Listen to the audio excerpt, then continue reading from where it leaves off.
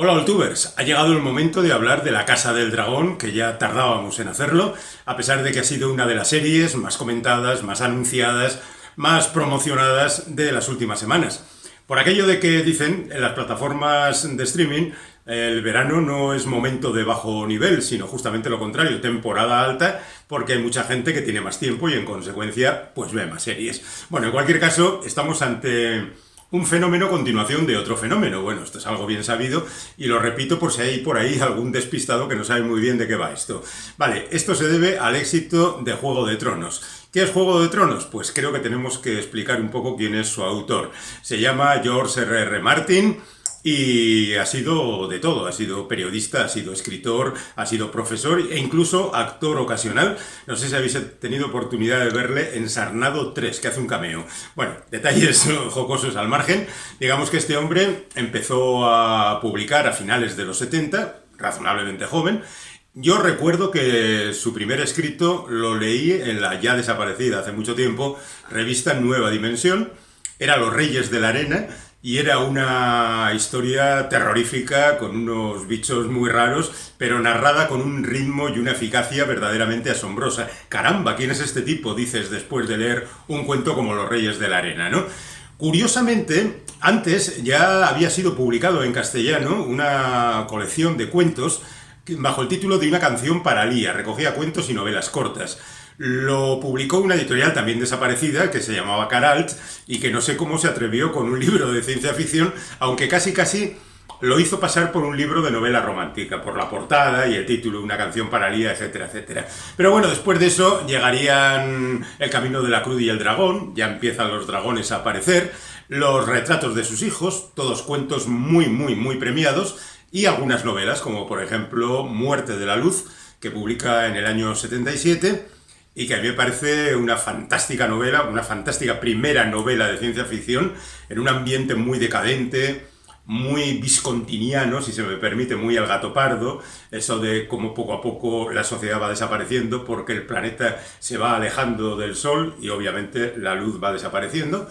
Y es una novela fantástica que os recomiendo con gran entusiasmo. Después haría Refugio del Viento, que no es sino la reunión de 3 novelas cortas que escribió en colaboración con Lisa Tuttle y que también son unas novelas muy buenas. La verdad es que este hombre desde el principio escribía muy bien. No estoy tan de acuerdo con su siguiente novela, que es El sueño del Febre, que ya publicó en el año 82, que es una novela de vampiros, que a mí no acaba de gustarme. Igual es que no me gustan mucho las novelas de vampiros, no me gustan las novelas de las crónicas vampíricas, por ejemplo, y no me gusta este Sueño del Febre, a pesar de que, como siempre, está bien escrito. Y la cuarta novela, El Raj del Armagedón, pues fue un desastre tan absoluto. Yo no la he leído porque al final, aunque la anunciaron, no la han publicado en castellano. Fue un desastre absoluto y tremendo. Y eso hizo que George R.R. Martin se fuera a Hollywood con la intención de poner allí en guiones su sabiduría narrativa. Y la verdad es que fueron 10 años desastrosos porque nadie le hizo caso. Hizo algunos guiones de La Bella y la Bestia, por ejemplo. Alguien se acordará de esta serie. Y la verdad es que fue todo muy frustrante. Así que volvió de nuevo a la novela y empezó con La canción de Hielo y Fuego, con el primer volumen, que es Juego de Tronos, y que fue publicado en el 96 en Estados Unidos y entre nosotros ya en el año 2002. Bueno, esta colección de Canción de Hielo y Fuego fue llevado en 2011 a la pequeña pantalla, bueno, a los canales de streaming, en este caso HBO, y tuvo un éxito absoluto e inmediato. Bueno, pues a partir de ahí ya es bien sabida la historia, a la altura del segundo libro ya no se sigue tan fielmente las historias de Martin, pero él sigue ejerciendo como asesor y demás. Se termina la serie 9 años más tarde. ¿Y qué es lo que pasa? Pues que hay que seguir exprimiendo el limón como sea y casualmente, Martin, en lugar de terminar los 2 últimos libros de la saga de Canción de Hielo y Fuego, o sea, El vientos de invierno y El sueño de primavera, lo que hace es publicar un libro que se titula Fuego y sangre, primero de un díptico que cuenta la historia de los Targaryen, la casa que tiene a los dragones como elemento fundamental. Yo creo, sinceramente, que Martin ha chupado mucho del cuento de una serie anterior, que es la de los dragoneros de Pearl, de Anne McCaffrey. La publicó en el año 68 en Estados Unidos, aquí se publicó en el 77, este es el primer libro de esa serie, El vuelo del dragón, y ya está prácticamente aunque luego Martin lo ha enriquecido, un mundo muy semejante al de Poniente. Hay dragoneros, gente que monta en dragones, hay una sociedad medieval, hay una serie de elementos que son los wakes, por ejemplo, campamentos y demás, pero está ahí la esencia de lo que el bueno de Martin ha ido sacando para hacer luego su magna obra. Bueno, pues a partir de ahí se hace la serie La Casa del Dragón, que es la que venimos hoy a comentar. Y bueno, al margen de eso, si queréis, hay 3 libros, que es una especie de autobiografía narrativa con las publicaciones más destacadas de Martin, por si queréis disfrutar de él. Pero en concreto vamos a La Casa del Dragón, que es una serie que cumple los preceptos de todas las series, es decir, un capítulo piloto verdaderamente increíble, rápido, narrativamente eficaz, con una serie de personajes que los conocemos porque esto ocurre casi 200 años antes de Juego de Tronos, es una precuela y que cuenta las historias de manera fantástica. El rey quiere tener un heredero, tiene una hija que cabalga dragones, tiene a sus consejeros, tiene a su hermano que ejerce de malo y que quiere el trono, por supuesto, no está interesado en que su hermano tenga descendencia, tiene batallas con otras gentes, amenazas por todas partes, lo que suele tener esto y muy, muy bien contado.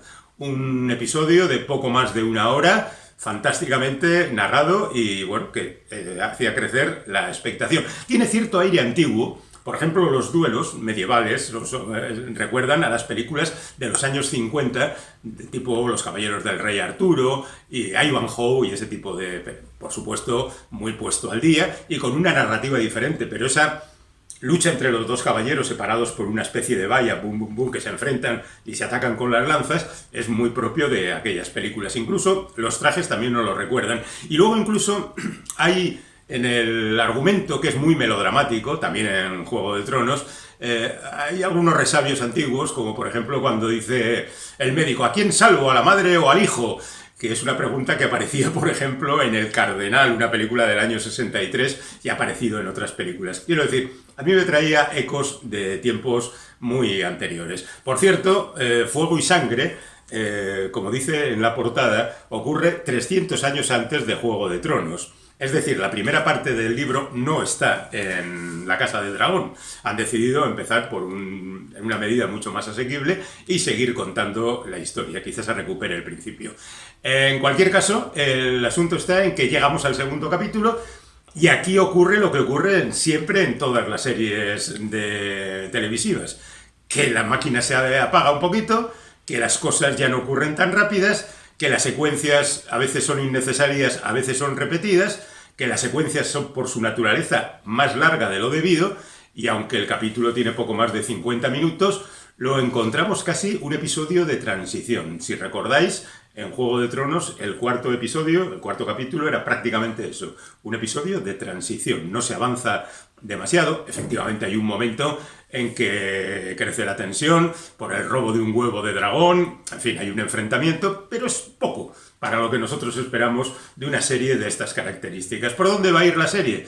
Pues ya podemos asegurarlo. Entroncará más con este segundo capítulo, con ese ritmo narrativo más pausado, más tranquilo, y así se prolongará durante muchos episodios. Y el resto, pues yo creo que, al margen de los que se enfadaron por el final de Juego de Tronos, yo creo que quien más que menos encontrará satisfacción disfrutando de La Casa del Dragón. Pero si me permitís un consejo, en el caso de Martin, y aunque sus últimos escritos ya no están a la altura de los primeros, yo recomendaría la lectura del autor, porque es verdaderamente adictivo. Aunque sean cuentos, aunque sean novelas cortas, esa autobiografía publicada con diferentes narraciones es perfecta para entrar en su mundo literario. Así que si queréis, podéis hacerlo. Hasta luego.